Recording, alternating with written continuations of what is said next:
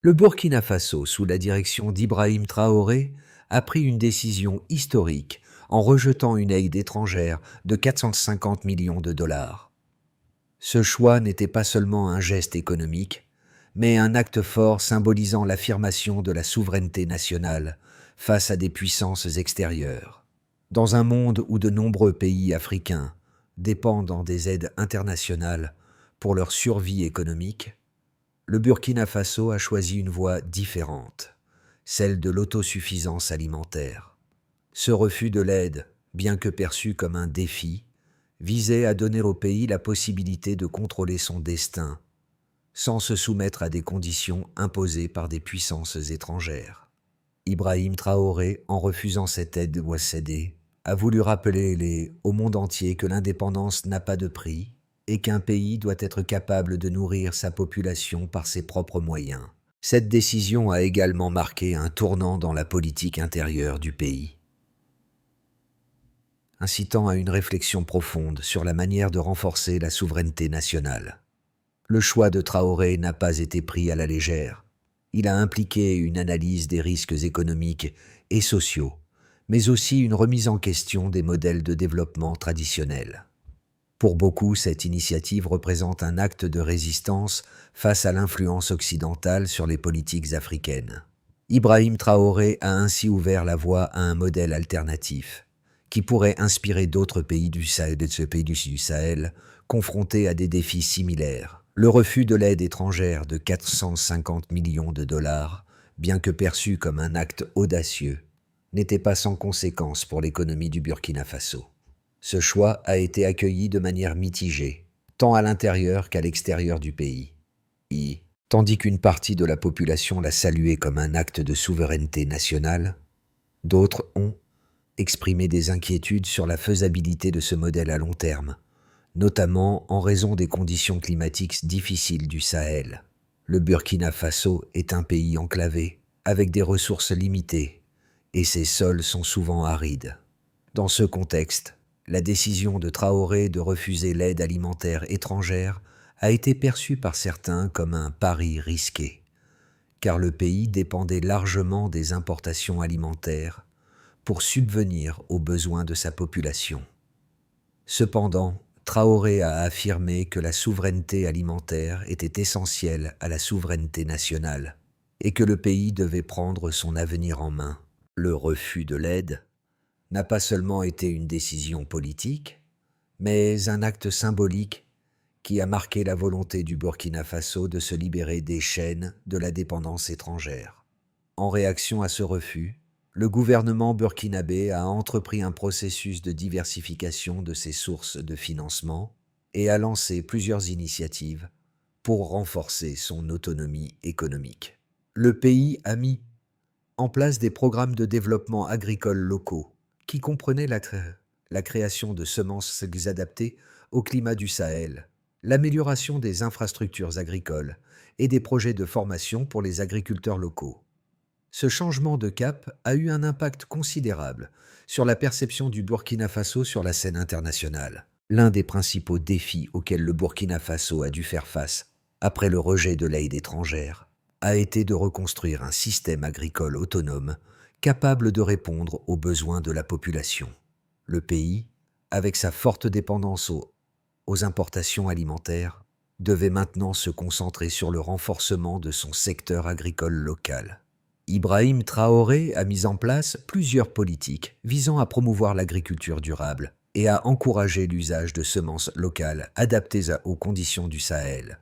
Les semences génétiquement modifiées, imposées par les partenaires étrangers, n'étaient plus acceptées, et les agriculteurs burkinabés ont été encouragés à revenir aux méthodes agricoles traditionnelles qui ont fait leurs preuves dans la région. Cette approche a nécessité des investissements importants dans l'irrigation, la conservation de l'eau et le développement de techniques agricoles résilientes. Le pays a également développé des coopératives agricoles locales pour assurer un partage des ressources et des connaissances entre les agriculteurs. Bien que les résultats aient été modestes dans un premier temps, le gouvernement a rapidement vu les fruits de ses efforts. La production agricole a commencé à augmenter et les fermiers locaux ont commencé à se sentir plus autonomes. Cependant, malgré ces succès, des défis importants demeuraient. Le pays devait faire face à une augmentation de la demande intérieure et à des difficultés d'accès au marché international pour ses produits agricoles. Le Burkina Faso, comme de nombreux autres pays du Sahel, restait vulnérable aux effets du changement climatique, notamment les sécheresses fréquentes qui affectaient la production. Malgré ces obstacles, le gouvernement burkinabé restait déterminé à poursuivre sa stratégie de souveraineté alimentaire, convaincu que ce modèle offrait un avenir plus sûr et plus durable pour le pays. La décision d'Ibrahim Traoré a été perçue comme un défi à l'ordre mondial établi.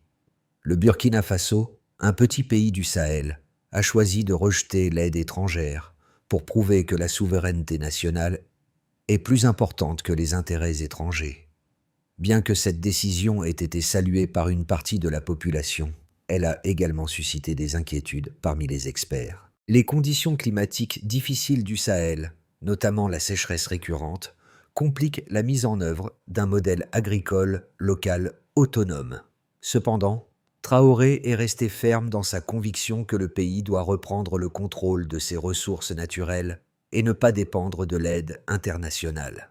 Ce choix était également motivé par un désir de réduire les influences étrangères sur les politiques nationales et de promouvoir un développement plus équitable pour les citoyens burkinabés. Cependant, la question persistait. Le pays serait-il capable de subvenir à ses besoins alimentaires sans recourir à l'aide étrangère?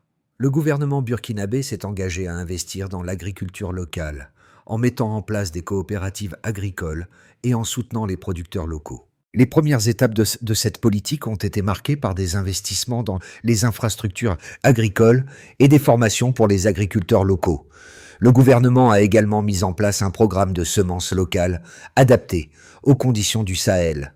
Bien que les résultats initiaux aient été modestes, les signes de progrès étaient là. Les récoltes locales ont montré des signes de résistance aux conditions climatiques extrêmes, et les coopératives agricoles ont permis de renforcer la résilience des communautés rurales. Cette approche a été perçue par certains comme un modèle à suivre pour d'autres pays du Sahel, qui font face aux mêmes défis liés à la dépendance alimentaire et aux pressions économiques extérieures. La décision de refuser l'aide étrangère a eu des conséquences profondes sur l'économie du Burkina Faso. En rejetant 450 millions de dollars d'aide, Ibrahim Traoré a envoyé un message fort à la communauté internationale, montrant que le pays était prêt à se débrouiller seul. Cependant, ce choix audacieux a également provoqué une série de réactions mixtes. Si une partie de la population a salué cette décision comme un acte de souveraineté nationale et d'indépendance, d'autres ont exprimé des inquiétudes sur la viabilité de cette politique.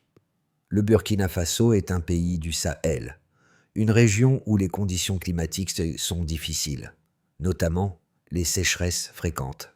Cette réalité a conduit certains experts à se demander si le pays pourrait vraiment se permettre de refuser l'aide internationale. L'une des premières conséquences de cette décision a été l'isolement diplomatique. Les relations avec les grandes puissances, en particulier les États-Unis et l'Union européenne, se sont tendues. Cependant, malgré les critiques, Ibrahim Traoré a insisté sur le fait que le refus de l'aide était un acte de foi dans la capacité du peuple burkinabé à se prendre en charge. Ce n'était pas simplement une décision économique, mais une question de dignité nationale. Le gouvernement a immédiatement commencé à mettre en place des stratégies pour renforcer l'autonomie alimentaire du pays. L'une des premières mesures a été la promotion de l'agriculture locale. Des coopératives agricoles ont été formées et des initiatives ont été lancées pour améliorer la production de semences locales adaptées aux conditions du Sahel. Ces actions ont été soutenues par des investissements dans les infrastructures agricoles et des programmes de formation pour les agriculteurs locaux. Le pays a également commencé à explorer des solutions innovantes pour la gestion de l'eau et la conservation des sols, deux éléments essentiels pour l'agriculture dans cette région aride. Alors que les résultats de ces premières initiatives étaient encore modestes, il y avait des signes de progrès. Les récoltes locales ont montré une certaine résistance aux conditions climatiques difficiles et les coopératives agricoles ont permis de renforcer la solidarité et la résilience des communautés rurales. Cette politique de souveraineté alimentaire a également commencé à influencer d'autres secteurs de l'économie burkinabé. Par exemple, la réduction de la dépendance à l'aide alimentaire a permis au pays de réduire les importations, ce qui a amélioré l'équilibre des finances publiques. Le pays a commencé à renforcer sa production locale de produits agricoles, ce qui a stimulé la croissance des petites entreprises agricoles locales. Cependant, cette politique de souveraineté alimentaire n'a pas été sans défi. Le pays devait faire face à des problèmes tels que la pénurie de ressources financières et humaines pour soutenir la production agricole à grande échelle. En outre, la mise en place d'un système agricole totalement autonome prenait du temps et les résultats n'étaient pas immédiats. Malgré ces obstacles, le message d'Ibrahim Traoré était clair. La souveraineté nationale et alimentaire était des priorités pour le Burkina Faso. Il a réussi à convaincre une grande partie de la population que le pays devait prendre son avenir en main, sans dépendre des puissances étrangères. Cette décision a redéfini l'identité du Burkina Faso et a lancé un mouvement en faveur de l'autosuffisance alimentaire en Afrique, qui a été observé de près par d'autres pays du Sahel. Bien que les résultats n'aient pas été parfaits, la décision d'Ibrahim Traoré a montré que même dans un contexte difficile, un pays pouvait aspirer à un avenir autonome et durable. Le défi majeur de la mise en œuvre de la souveraineté alimentaire au Burkina Faso était de maintenir un équilibre entre l'autosuffisance et la nécessité d'adopter des pratiques agricoles modernes. Bien que le pays se soit concentré sur l'utilisation de semences locales et sur la promotion des techniques agricoles traditionnelles, il ne pouvait pas ignorer les innovations technologiques qui pouvaient améliorer la productivité. Le gouvernement burkinabé a donc cherché à combiner les deux approches, en introduisant des méthodes agricoles modernes tout en préservant l'intégrité des pratiques traditionnelles. Cela impliquait l'adoption de techniques de conservation de l'eau, telles que la collecte d'eau de pluie, et l'introduction de systèmes d'irrigation plus efficaces, adaptés aux conditions locales. En parallèle, des efforts ont été déployés pour moderniser le secteur de l'agriculture, en formant les agriculteurs aux nouvelles technologies et en les aidant à accéder à des outils modernes. Le pays a également cherché à renforcer ses capacités de stockage et de transformation des produits agricoles, afin de réduire la dépendance aux importations alimentaires et de créer de nouvelles opportunités pour les producteurs locaux. Le Burkina Faso a ainsi créé des infrastructures pour soutenir l'agriculture de conservation, une méthode permettant de préserver la fertilité des sols et d'améliorer les rendements à long terme. Cependant, la mise en œuvre de ces solutions n'a pas été sans obstacle. La pénurie de ressources humaines qualifiées et le manque de financement ont freiné les progrès. De plus, les conditions climatiques extrêmes du Sahel, notamment les sécheresses fréquentes, ont continué de représenter une menace pour les rendements agricoles. Malgré ces défis, le gouvernement est resté déterminé à faire avancer son programme de souveraineté alimentaire, convaincu que c'était la voie vers un avenir plus stable et indépendant pour le pays. Les opposants à la politique d'Ibrahim Traoré ont rapidement formulé leurs réserves.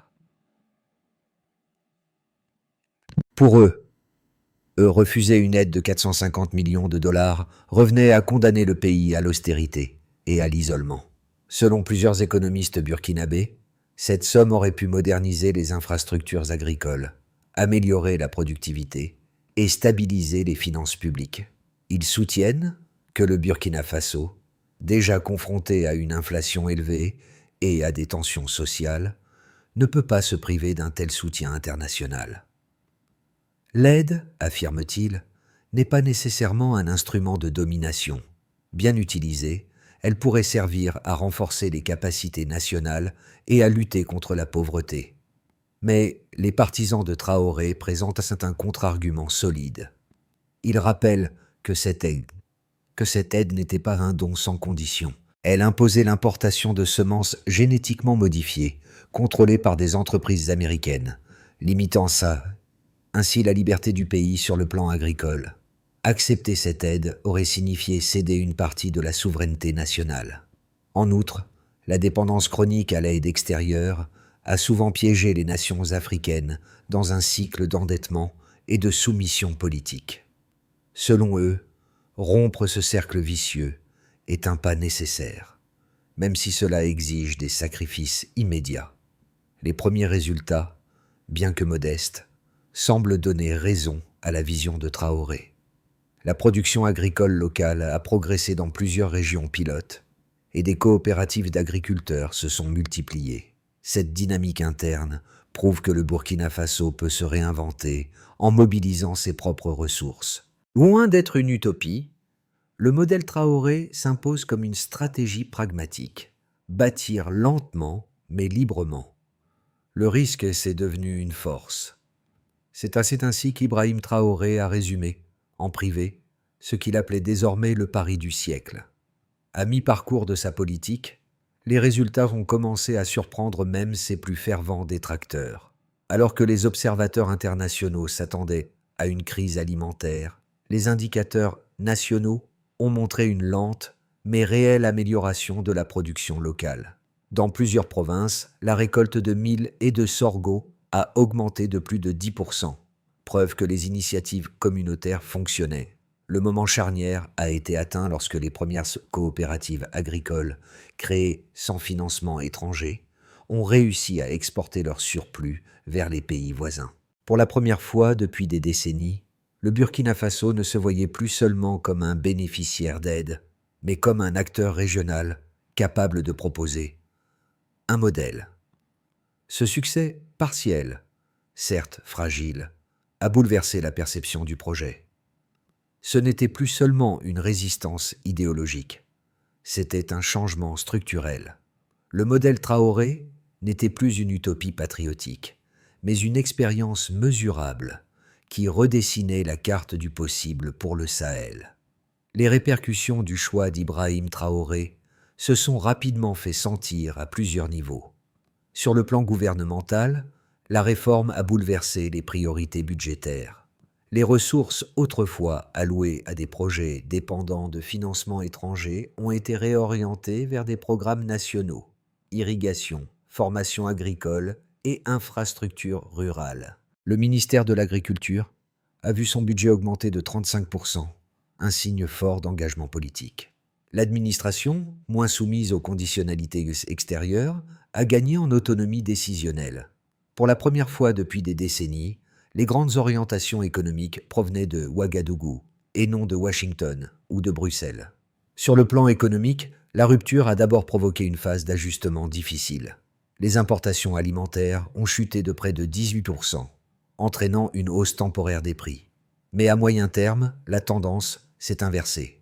La production locale, soutenue par un réseau de coopératives, a compensé une partie du déficit. Des micro-entreprises spécialisées dans la transformation des produits agricoles, farine de mil, huile de karité, semences locales, ont vu le jour, créant des milliers d'emplois ruraux. Cette dynamique interne a redonné confiance aux investisseurs nationaux, tandis que certains partenaires africains, comme le Mali et le Niger, ont proposé des échanges régionaux sans passer par les institutions financières internationales. Pour la population, l'impact a été plus humain que statistique. Dans les campagnes, la fierté d'être acteur du changement a remplacé la dépendance à l'aide. Des femmes, longtemps marginalisées, ont pris la tête de coopératives agricoles. Les jeunes, autrefois attirés par l'exode vers l'Europe, se sont tournés vers la terre, voyant dans l'agriculture un avenir possible. Dans plusieurs provinces, les écoles ont introduit des programmes sur la souveraineté alimentaire, liant apprentissage et culture des semences locales. Cette pédagogie civique a fait naître un sentiment de responsabilité collective.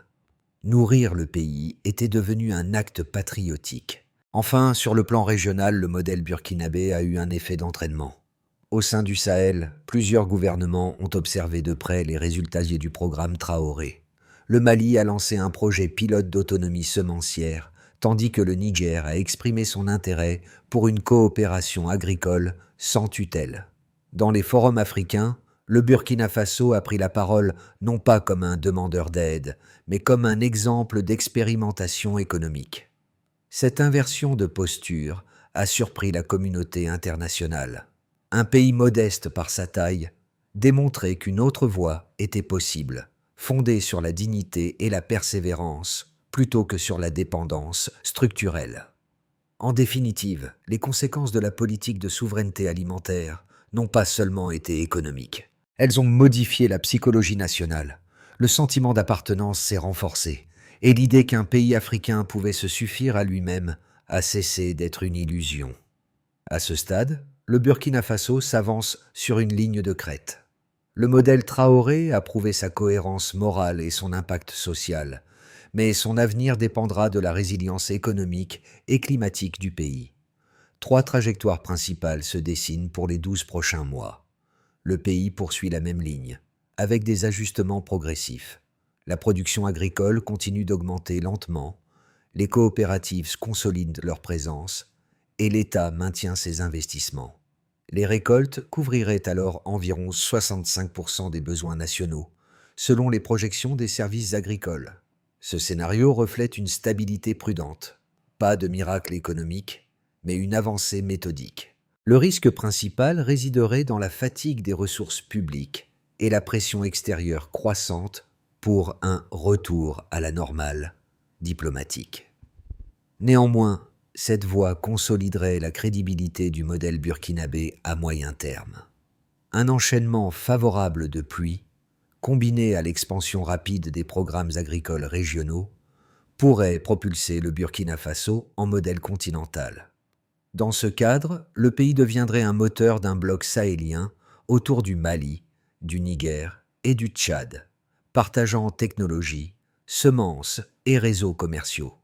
Les ONG africaines remplaceraient peu à peu les institutions occidentales, et les universités locales mèneraient la recherche agronomique.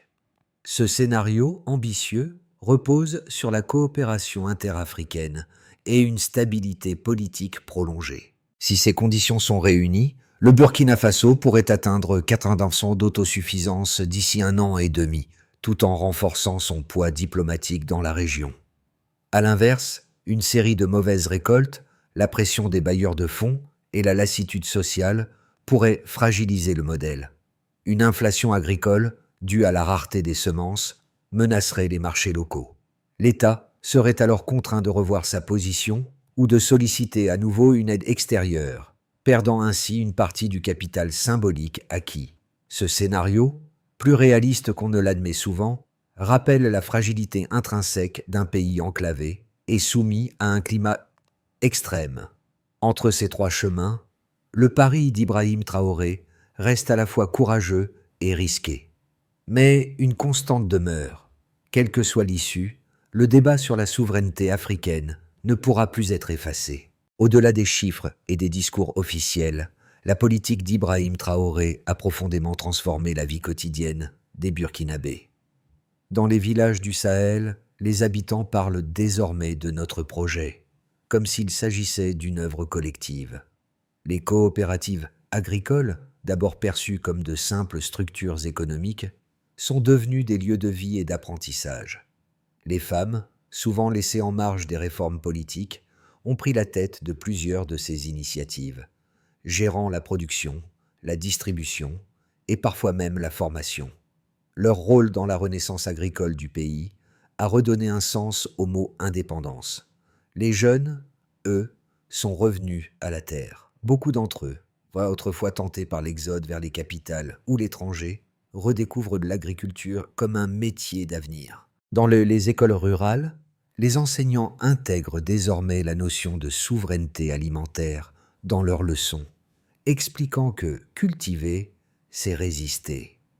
Cette pédagogie simple mais puissante ancre dans les esprits l'idée que la liberté d'un peuple commence par sa capacité à se nourrir.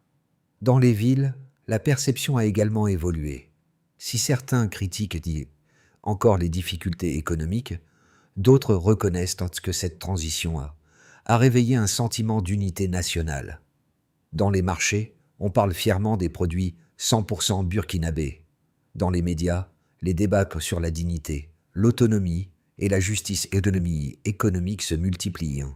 Peu à peu, Le projet de Traoré est passé du domaine politique au domaine moral.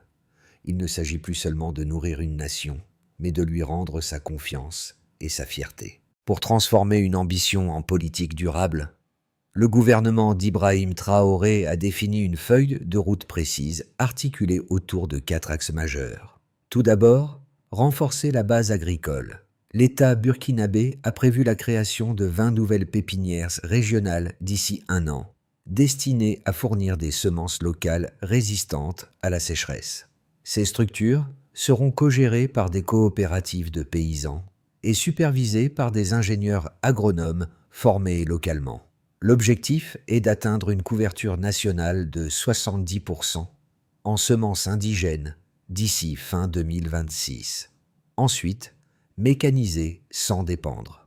Plutôt que d'importer des tracteurs coûteux, le gouvernement a misé sur la fabrication et la réparation locale d'outils agricoles.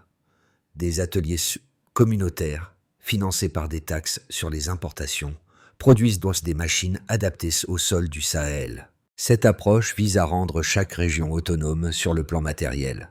Par ailleurs, assurer la logistique et le stockage. De nouveaux silos publics et entrepôts de conservation ont été construits autour des zones de production principales. Cela permet de réduire les pertes post-récolte et de stabiliser les prix des denrées alimentaires.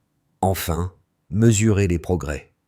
Des comités indépendants publient trimestriellement des rapports sur la production, la sécurité alimentaire et les revenus agricoles. Ces indicateurs servent à ajuster les politiques et à renforcer la transparence. Cette feuille de route ne se limite pas à un plan gouvernemental. Elle mobilise universités, ONG locales et acteurs privés. En plaçant le citoyen au centre du processus, Ibrahim Traoré veut prouver qu'un modèle africain d'autonomie n'est pas seulement possible, mais mesurable. Dans les campagnes du Burkina Faso, le vent semble différent.